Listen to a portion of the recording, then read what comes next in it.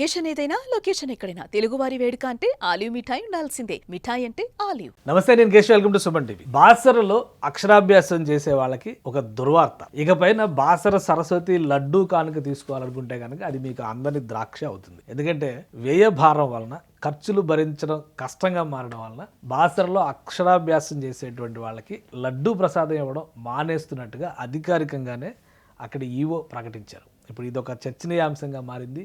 దీనిపైన జనసేన పార్టీ విమర్శలు చేస్తోంది. ఈ అంశాన్ని విశ్లేషించే ప్రయత్నం చేద్దాం. మనతో పాటు తెలంగాణ జనసేన పార్టీ నేత డాక్టర్ మాధవరెడ్డి గారు ఉన్నారు. మాధవరెడ్డి గారు నమస్తే.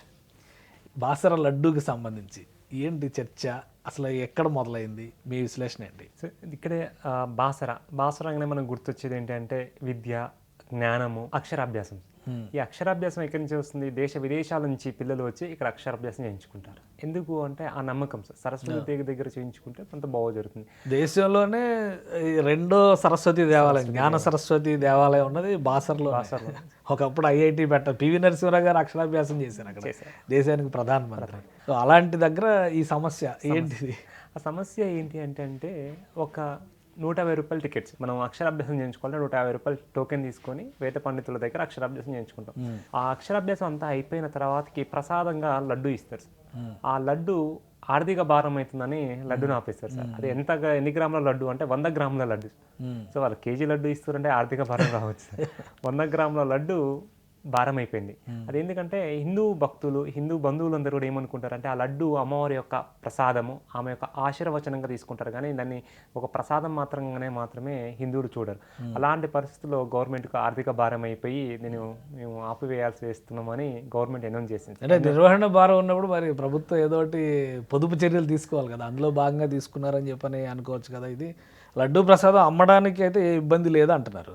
ఈవో ఇచ్చిన సర్క్యులర్లో కూడా అమ్మే లడ్డూ పైన ఎలాంటి ఇది లేదు, ఎన్నైనా కొనుక్కోవచ్చు. పూజ చేయించుకునే వాళ్ళకి ఇచ్చే ఉచిత లడ్డూ పైన ఈ నియంత్రణ అంటున్నారు. దాన్ని అభ్యంతరం పెట్టాల్సిన అవసరం ఏముంది? లడ్డు కూడా సార్, అమ్మే లడ్డును కూడా ధరలు పెంచారు. 100 రూపాయలు 150 రూపాయలు చేశారు. మనం ఏ టెంపుల్కి వెళ్ళినా సార్, తిరుపతి వెళ్దాము, శ్రీశైలం వెళ్దాము, యాదగిరిగుట్ట వెళ్దాం, ఎక్కడికి వెళ్ళగానే తిరుపతి ఉంది సార్. మనం దర్శనం చేసుకొని బయటికి రాగానే ఆ ధ్వజస్తంభానికి ఎడమ చేయి వైపు చిన్న లడ్డువో లేకపోతే ఏదో ప్రసాదం పెడతారు. ఎందుకంటే దేవుడి యొక్క బ్లెస్సింగ్ సార్, మనకు దేవుడి యొక్క ఆశీర్వచనము ఆ ప్రసాదంలో వస్తుందని హిందువుల యొక్క నమ్మకం సార్. ఆ నమ్మకాన్ని వీళ్ళు ఈరోజు లడ్డు ఆపేయమన్నారు సార్.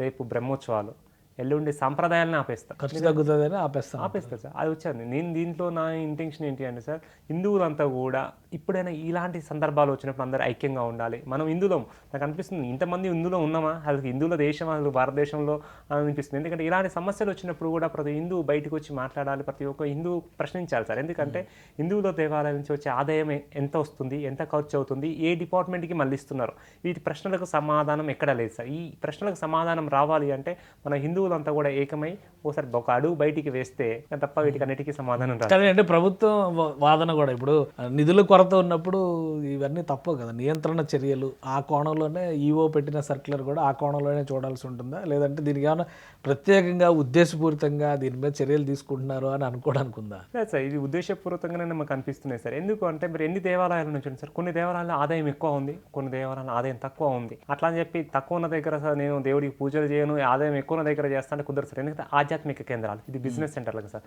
మీరు బిజినెస్ సెంటర్లు అయితే ఏ విధంగా చేయొచ్చు, ఈయన ఆధ్యాత్మిక కేంద్రాలు కాబట్టి ఒక ఎన్జిఓలో నడుస్తాయి కాబట్టి కంపల్సరీ వీటికన్నిటికీ సేవలు అందించాల్సిన బాధ్యత ప్రభుత్వం పైన ఉంది. ఎందుకంటే ఎండోమెంట్ డిపార్ట్మెంట్ పైన ఉంది సార్. అది లాస్ కానీ లాభం కానీ సార్, ఇది కూడా గవర్నమెంట్లో ఒక పార్ట్ సార్. ఎండోమెంట్ డిపార్ట్మెంట్ ఒక డిపార్ట్మెంట్లో లాభాలు ఉన్నా ఖర్చులు ఉన్నా ఏది ఉన్నా కూడా ఆ డిపార్ట్మెంట్ని చూడవలసిన బాధ్యత ప్రభుత్వం పైన ఉంటుంది. వేరే డిపార్ట్మెంట్ ఎలా చూస్తున్నారో ఎండోమెంట్ని అంతకన్నా ఎక్కువ చూడాల్సిన బాధ్యత. మిగతా మతాలకు సబ్సిడీలు ఇస్తారు, ఇంకా రకరకాల రాయితీలు ఇస్తారు, ఆఫర్లు ఇస్తారు. హిందువుల దగ్గర మాత్రం రాబడి లేకపోతే ఆపేస్తారు, ధూపదీప నైవేద్యాలన్నీ ఆపేస్తారు. సార్ మీరు ధూపదీప నైవేద్యాలు అంటే మన రాష్ట్రంలో ఉన్న చాలా గుళ్ళకు ధూపదీప నైవేద్యానికి డబ్బులు అందట్లేదు సార్. చాలా మన బ్రాహ్మణులు బాధపడుతున్నారు.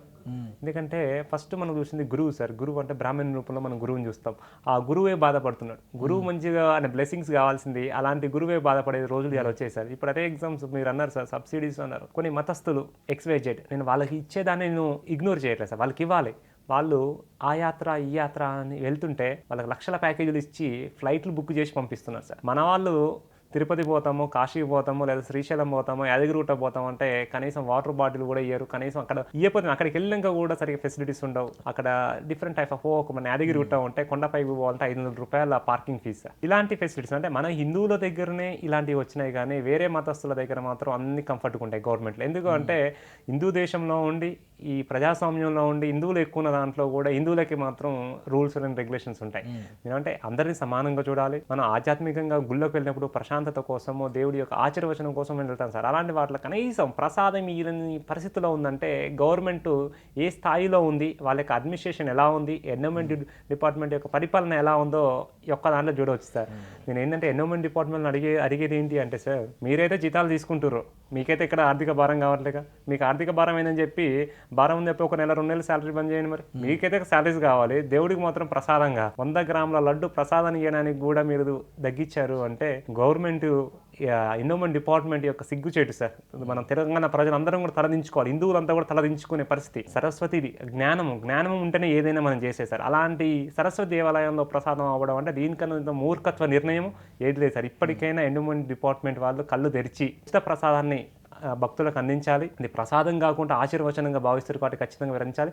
ఓన్లీ సరస్వతి దేవాలయమే కాదు సార్, మన తెలంగాణలో ఉన్నటువంటి అన్ని గుళ్ళల్లో కూడా ఉచిత ప్రసాదాలు అందించాలని మేము జనసేన పార్టీ నుండి డిమాండ్ చేస్తున్నాం. అంటే ఇది మీ అభిప్రాయంగా జనసేన పార్టీ అభిప్రాయమా? మరి హిందూ ఎజెండాని తీసుకున్నట్టు అవుతారు, పవన్ కళ్యాణ్ గారు యాక్సెప్ట్ చేస్తారా ఇట్లాంటి నిర్ణయాలని?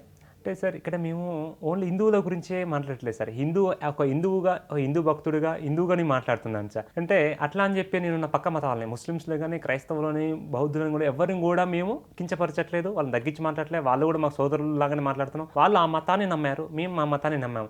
దేవుడు ఒక్కడే సార్, అన్ని మతాలకు దేవుడు ఒక్కటే. కానీ వాళ్ళు ఆ రూపాన్ని నమ్ముకున్నారు, మేము ఈ రూపాన్ని మేము నమ్మాము తప్ప వాళ్ళని ఎక్కడ గమనించట్లేదు. ఇప్పుడు ఎగ్జాంపుల్ హజ్ యాత్ర పోతున్నారు సార్, వాళ్ళు ఎందుకు పంపిస్తున్నారని మేము క్వశ్చన్ చేయట్లేదు. వాళ్ళకి ఫెసిలిటీస్ ఇంకా ఇప్పుడు ఇచ్చేదానికన్నా మంచిగా ఇవ్వండి. వాటితో పాటు మాకు కూడా మా హిందూ దేవాలయాల్లో కూడా మీరు ప్రసాదాలు అందించాలి, మౌలిక సదుపాయాలు కల్పించాలి. జనసేన పార్టీ దీనిపైన అధికారికంగా కార్యాచరణకు వెళ్తుందా? మేము ఆల్రెడీ రిప్రజెంటేషన్స్ ఇస్తున్నాం సార్, ఆల్రెడీ మేము సోషల్ మీడియాలో చేస్తున్నాము. సో మేము ఖచ్చితంగా ఏంటి అంటే సార్, సనాతన ధర్మానికి జనసేన స్టిక్ అయ్యి ఉంది సార్. సనాతన ధర్మాన్ని మా అధినేత పవన్ కళ్యాణ్ గారు తీసుకెళ్తున్నారు. సనాతన మొన్న కూడా మీరు చూసిండవచ్చు, సనాతన బోర్డు పెట్టవలసిన సమయం ఆసన్నమైందని మా అధినేత గారే డైరెక్ట్ గా. ఇలాంటివి చూసినప్పుడు ఇంకా దగ్గర పడినట్టు అనిపిస్తుంది, బోర్డు పెట్టాల్సిన అవసరం. ఆ దిశగా చర్యలు తీసుకునే అవకాశం ఉంది. ఎన్డీఏ ప్రభుత్వమే కదా ఉంది అధికారంలో, అంటే చేస్తున్నారు సార్ దానికి. ఎందుకంటే మా అధినేత గారు దాన్ని లీడ్ చేస్తున్నారు. మీరు చాలా సందర్భాల్లో కూడా సమయం బోర్డు అవసరము అని చెప్పి తీసుకొచ్చిందే అధినేత పవన్ కళ్యాణ్ గారు. మొన్న కూడా సమయం ఆసన్నమైంది అంటే సార్, ఒక బోర్డు పెట్టడం అంటే ఒక చైర్మన్ని పెట్టి వదిలేయడం కదా సార్. దానికి ఉన్న ప్రణాళిక సిద్ధం చేయాలి, దాన్ని ఏ విధంగా చేయాలి, దాంట్లో వచ్చే కాంప్లికేషన్స్ ఏంటి, దాన్ని ఎలా తీసుకెళ్ళాలి, ఆ సిస్టమ్ అంతా క్రియేట్ చేయడానికి కొంత సమయం పడుతుండవచ్చు సార్. అయితే సమయం అయితే ఆసన్నమైంది సార్. ఎందుకంటే దేవుడి దగ్గర కూడా ప్రసాదానికే ఇది చేశారు అంటే, దేవుడి ప్రసాదానికి శటగోపం పెడుతున్నారంటే ఖచ్చితంగా అదే ఉంది సార్. ఈ రోజు దేవుడి గోపానికి శటగోపురం పెట్టారు సార్, రేపు అందరికీ కూడా శటగోపురం పెడతారు. ఈ ప్రజలు ఏంటి అంటే, ఇంతమంది హిందువులు ఉన్నాం సార్ మన తెలంగాణ రాష్ట్రంలో హిందువుల సంఖ్య ఎక్కువ సార్. ఇంతమంది హిందువులు కూడా ఒక్కరు కూడా బయటకు వచ్చి మాట్లాడలేరు, దీని మీద ప్రశ్నించట్లేదు అంటే అసలు నిజంగా అందరూ ఒరిజినల్ హిందువులా అన్న డౌట్ కూడా ప్రజలు అనుకుంటున్నారని కొంతమంది అంటున్నారు సార్. ఎందుకంటే మన రాజకీయాలకు అతీతంగా సార్ ఒక హిందువుగా మాట్లాడాలి, అన్ని పార్టీల వాళ్ళు దీని మీద మాట్లాడాలి. ఎందుకంటే ప్రసాదమే లేకపోతే ఎందుకు సార్? దేవుడికి మనం నగలేమనట్లే, దేవుడికి ఒక 100 కేజీల బంగారం తీసుకొచ్చి మనం దేవికి అలంకరించమని అడగట్లేదు సార్. దేవికి ఏమవుతున్నాం, దేవి బ్లెస్సింగ్స్ తోనే ఒక ప్రసాదం 100 రూపాయల లడ్డు సార్. 100 రూపాయల లడ్డు అంటే 10 రూపాయలు. అక్షరాభ్యాసం చేసుకున్న వాళ్ళకి అది మినిమం కూడా అక్కడ చేసే వాళ్ళకి. అవును సార్. ఇప్పుడు ఎగ్జాంపుల్ సార్, ఎక్కడి నుంచో వచ్చాం సార్. వచ్చి వాళ్ళు అక్కడ ప్రసాదం లేకపోతే ఆయన బ్లెస్సింగ్స్ ఎక్కడ సార్? దేవి వచ్చి డైరెక్ట్ ఇయ్యదు బ్లెస్సింగ్ సార్, ఏదో రూపంలో మానవ రూపంలోనో పదార్థ రూపంలోనో ఇస్తుంది. ఇచ్చిన దాన్ని ఆమె అది కూడా బంద్ చేస్తున్నారు. ఒకవేళ ఎన్విరాన్మెంట్ డిపార్ట్మెంట్లకి ఇది చేత కావట్లేదు, మేము మెయింటైన్ చేయలేకపోతున్నాం అంటే ట్రస్ట్లకి ఇవ్వచ్చు సార్. ట్రస్ట్లు చాలా అద్భుతంగా మెయింటైన్ చేస్తాయి. చాలా పీఠాలు ఉన్నాయి, మనకు చాలా ట్రస్ట్లు ఉన్నాయి. వాళ్ళు మన వేదంలో ఏ విధంగా చెప్పారు, మన సాంప్రదాయాలు ఎలా ఉన్నాయి, ఆ విధంగా వాళ్ళని ఆలయాలను కూడా మెయింటైన్ చేస్తారు sir. Right. Thank you Madhava Reddy గారు, మీ విశ్లేషణ అందించారు. ఇది బాసర సరస్వతి ఆలయంలో అక్షరాభ్యాసం ఎంత ముఖ్యమో బాసర అమ్మవారి ప్రసాదం కూడా అంతే ముఖ్యం. అలాంటి ప్రసాదాన్ని నిధుల కొరత పేరుతో ప్రభుత్వం కట్ చేయడం అన్యాయం అంటున్నారు మాధవరెడ్డి గారు. దీనికి సంబంధించి రాష్ట్ర వ్యాప్తంగా ఆందోళనలు కూడా చేపడతామని హెచ్చరిస్తున్నారు. ఇది special discussion. Keep watching. Suman టీవీలో మీ పర్సనల్ అండ్ బిజినెస్ ప్రమోషన్స్ కోసం కింది నెంబర్కి కాంటాక్ట్ చేయండి.